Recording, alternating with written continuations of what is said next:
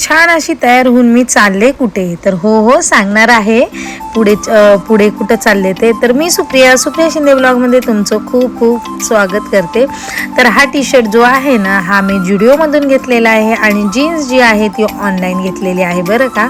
तर कुठेही नाही हो, मी चालले आहे सोहमच्या काही स्टेशनरी संपल्या होत्या, त्या स्टेशनरीचं सामान म्हणजे काय काय त्याला स्टिकी नोट काय घ्यायचं होतं ते घेण्याकरता स्टेशनरीमध्ये गेले. पण आमचं असं होतच नाही, आम्ही एक ठरवतो आणि नंतर ना त्याच्या पुढचा प्लॅन दुसराच ठरतो. ते आता पुढे तुम्हाला व्हिडिओमध्ये कळणारच आहे. तर हे माझ्या घराजवळ आहे स्टेशनरीचे दुकान. तर सोहमचे एक्साइटमेंट बघा, स्टेशनरीच्या दुकानामध्ये आल्यावर सुद्धा त्याला भरपूर काही वस्तू घ्यायच्या असतात. त्यानंतर थोड्या वेळ आम्ही ना महानगरपालिकेच्या गार्डन जवळ जाऊन बसलो. छान वाटतं, जरा मन प्रसन्न वाटतं.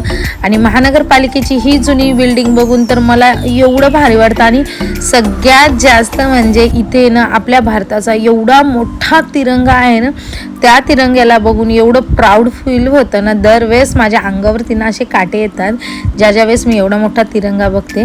तर त्यानंतर ना मी आले, काही घरचं सामान घ्यायचं होतं क्लिनिंगचं, ते घेतलं आणि म्हणलं ना प्लॅन नंतर दुसराच ठरतो.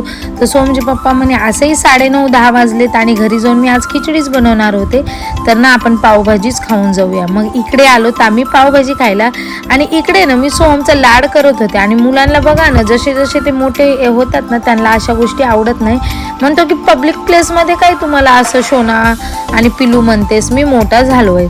तर बघा, मुलगा असो मुलगी असो किती लवकर मोठे होतात आणि किती लवकर त्यांच्यामध्ये समज आणि शहाणपण येतं ना, ते कळतच नाही. असो, तर गरम गरम पावभाजी आली होती आणि माझी आणि सोमची फेवरेट आहे पावभाजी. तर पाणीही आम्ही घेतलं, कारण मी बॉटल आणलीच नव्हती, कारण मला माहीतच नव्हतं ना की पावभाजी खाऊन जायचं आहे. तर लहानपणी ना आम्ही मुद्दाम सोलापूरला म्हणजे पावभाजी खाण्याकरता यायचो. आणि आज पौर्णिमा होती आणि पौर्णिमेचा चंद्र बघा किती छान दिसतो.